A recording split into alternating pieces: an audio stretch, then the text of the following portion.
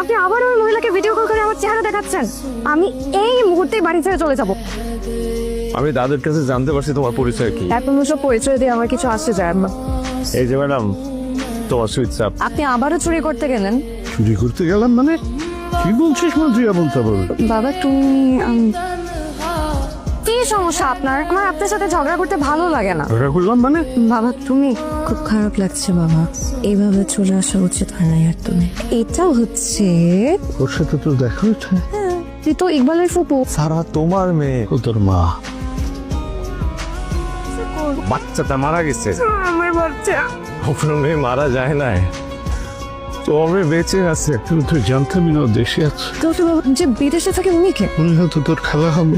বাবা জানো আমি প্রথম যেটা ওনাকে দেখি আমার বুকের ভেতরটা না কেমন কামড় দিয়ে উঠে।